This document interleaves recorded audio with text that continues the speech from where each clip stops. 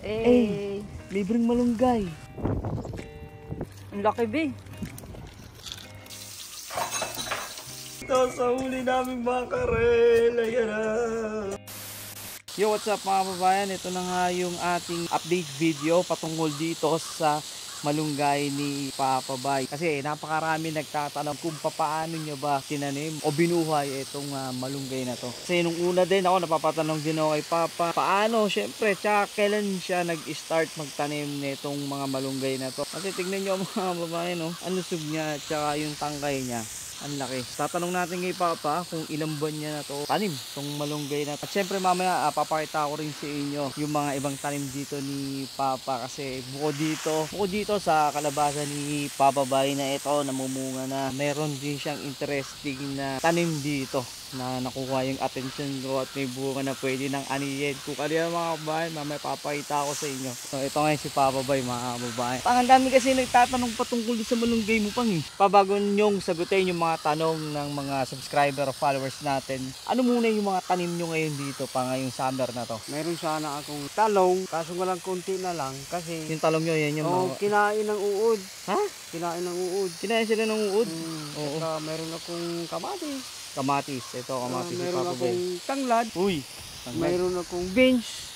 Beans. Yung beans na bumunga na. Ayun nga, namumunga na pa. Oo. Mamaya papakita ko sa kanila yung beans pa. May nakita rin akong talbos ng kamote dun pa nga. Meron akong kamuti doon. Ito yung mama mo. Ito, melok Taba na, Melok bata rin dito si Papa Bay. Mga kababayan, tignan nyo. Buto lang yan. Pero mataba. Akala ko tangkay nung... mas magandang itanim ang buto kaysa tangkay. Pang, yun nga, yung first question kasi na marami din nagtatanong kung paano nyo sinimulan itanim tong malunggay pang. Ako, naniniwala ako na hindi talaga to isang buwan lang nung ano eh. Oo. Nas ganito na siya. Kailan nyo ba sinimulan to pa? Itong nakuan, itong nabuhay na to, ayan sila yan. Ito, yung mga to. Ito. Yung mga malalaki.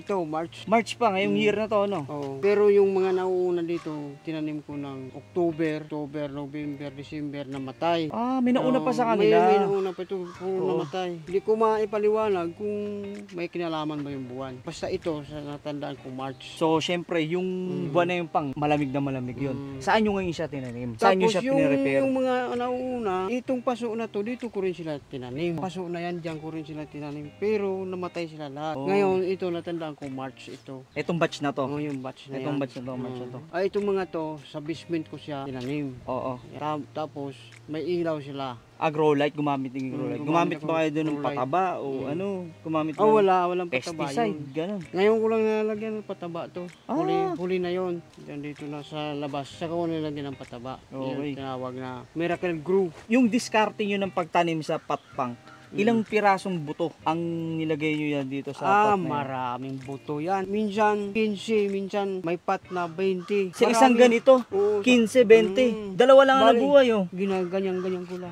Tinutusok ko. Tinutusok-tusok nyo lang. To eh. Malambot lang to eh. Oh. Malambot lang yan. Sa 20 na buto na nilagay nyo rito, dalawa lang ang nabuhay. Nabubuhay. Pero nung una, may mga umuusbong-usbong dyan. Wala. Mayroon din. Pero ito nga na lang, talagang payat masyado, pinapatay ko. Binunot nyo na. Payat masyado. Oo. Dalawa no, ang average dalawa lang. Sa tatlo. isang pot. Mayroon dito tatlo, yun. Kasi ang ganda ngayon ng ano, ng Maganda. Malunggay na talaga siya. Malunggay na talaga siya. Ayun nga pala, no, karaan mga babayan, nagsend sa akin ng picture si mama pa, na nagulay siya. Pumitas na siya rito. Ang puno yung pumitas si Papa. Kada lahat ng puno. Kada pinitasan puno niya. isa kinuha Okay. niya. Itong lupa na ginamit nyo rito pang, saan nyo nakuha to? Binili ko yan. Ang tawag kaya dito sa lupa na to? Garden soil. Garden soil lang Garden siya. soil. Ang lalaki na ng mga ano niya, kalabasa. Ilang puno yan pang? Marami, mga 30 yata to. Ang dami. Kumuha pa nga ako dyan eh. Kaso nga lang yung tanim namin ni Bebe Loves, ano eh. Mga Hindi 30. pa ganito yung dahon. Napakaliit pa ng dahon. Ang sabi ni Papa, kaya naging ganyan kalaki yung dahon, gumagamit daw siya ng fertilizer. Siguro pagdating na araw, mumunga na to pa, ipapahula mo kung Oo.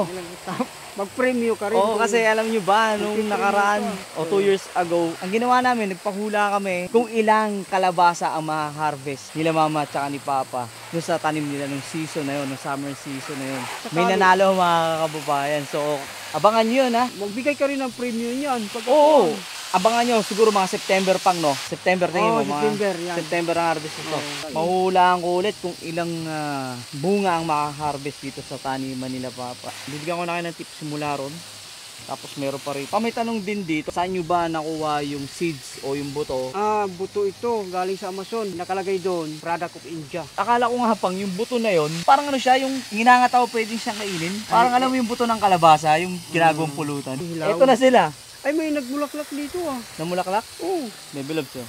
Yung bulaklak niya May bulaklak na pala ito loves eh. Yan yung bulaklak niya yan yan. Namulaklak na pala Yan, siya yan. eh. Ang galing oh. Yan, bulaklak niya yan. Dapat may May nagtatanong din kasi na syempre alam niyo na, Canada to eh, na pagdating nga naman ng taglamig na, fall season, mga September, October, tapos syempre magi-snow dito. O anong discarding gagawin nyo ngayon dyan, Pang? Syempre, halaman lang yan, mamamatay talaga yan. Yung, lalo na yung malunggay, pang tropical country lang ata yan. Anong discarding gagawin nyo dyan, Pang? Yung mga malunggay, ibabalik ko doon sa basement. Sa basement mo yan. Kaya nga ang diskarte yung sa paso para mailipat ko siya pagdating. Okay, kaya hindi nyo talaga siya nilagay sa lupa. Oo. Kaya nga ang diskarte that niya, makes sense. paso para madali ko siyang ibalik doon sa basement. Pag ibalik ko siya doon, buhay pa rin siya. Hindi naman nagalaw yung kanyang ugat na nasa paso. Tapos yung iba, yung katulad ng tanglad, ibabalik ko rin yan doon. Yung iba mamamatay na. Ito naman kasi experiment lang yan, hindi naman natin alam yung future. Experiment lang yan, oo. Experiment lang naman yan. Oo. Hindi natin alam kung mabubuhay siya o mamamatay. O at least nasubukan. At least sinubukan, no? Kung hanggang kailan mabubuhay. Kung mabubuhay siya, di salamat. Kung kailan yun, hindi natin alam. At least sinubukan nyo. Oo, at least nasubukan. Oo. So sa basement, anong discarding nyo ron? Lalagay nyo ulit siya ng ilaw, ano? Lalagyan ko ulit siya ng grow light. Lalagay ng pataba. Maglagay na ako ng pataba. Yung pandilig nun, kailangan nun may pataba. Oo. Abangan nyo mamaya, mga kababayan, si Tabing, yung manugang ko. Bale, mamimitas siya ng malunggay, ihahalo niya sa munggo. Ayun, Masarap masarap yun. yung malunggay. Pa, nakakain pa ba kayo ng munggo? Oo naman. Eh, syempre, alam niyo na, yung inyong tuhod. Ay, kuwan yun, di ba minsan lang. Benefits, no? Mamisa-minsan. At yun na nga, nag-change plan kami mga kababayan. Sabi ni Bebe Loves, bakit hindi na lang tayo manghuli ng makarel? Tapos, lagyan natin ng malunggay. Yun, at sakto. High tide na nga dito. Sa bingwita namin dito, malapit lang sa bahay namin mga kababayan. Syempre, bakit hindi? Libreng ulam mga kababayan. Makarel season pa rin kasi ngayon dito sa amin. So, ito si Bebe Loves. So, bato lang siya ng bato. At mamaya ng onte, hindi na nga nagtagal, nakahuli na siya. Si Bebe Loves, nakahuli na po. Keeper yan mga kababayan, malalaki na yan. Bebe Loves, dito lang nakahuli yan si Bebe Loves. At syempre, hindi ako magpapahuli. Nakahuli na nga rin ako mga kababayan. At alam nyo ba, madalas ko ipakita sa inyo yung ito makarel fishing namin. Papaalala ko lang ulit. Sa amin dito, hindi ko lang alam sa ibang province. No license sa amin dito to.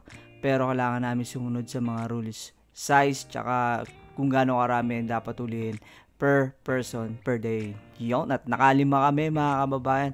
Umuwi na nga kami ni Bebe Loves at syempre mamimitas kami ng malunggay. Ito, samahan nyo na kami ni Bebe Loves. Mamimitas na siya ng malunggay pang gulay mamaya. Uy, oo nga pala sorry na agad doon sa mga kababayan namin na gustong mangingin ng malunggay. Tsaka ng bulaklak.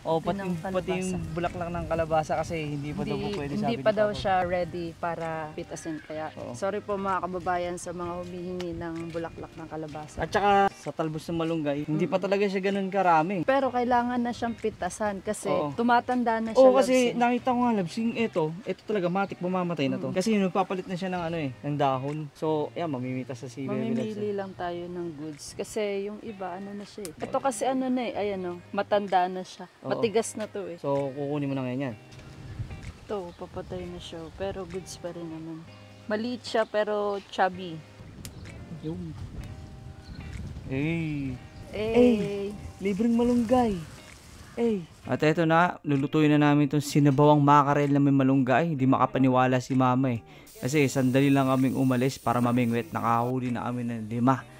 At syempre, tulong tayo dyan sa pagluluto. Inimay ko na nga yung malunggay para malagay na ni Bebe Loves. At ito, lalagay na nga ni Bebe Loves yung malunggay mga kababayan dito sa huli naming makarel. Ayan na.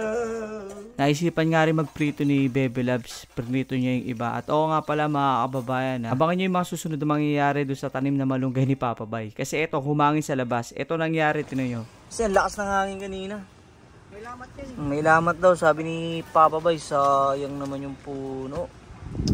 Sabi nga ni Papa Bay, first time at experiment niya lang yung pagtatanim ng malunggay ngayong season. Sama-sama nating abangan kung anong diskarte ang gagawin ni Papa kapag nag-start ng lumabig dito. Mga September, tignan natin kung ano mangyayari sa tanim ni Papa rito. At oo nga pala mga kababayan, tulad ng sinabi o pinaalala sa akin ni Papa na abangan nyo. Pahuhulaan ko kung ilang kalabasa yung ma-harvest nila Papa ngayong season. So abangan nyo yung mga kababayan. Sana na-enjoy nyo itong vlog namin ngayon. So sa next vlog na lang, stay safe and God bless. God first.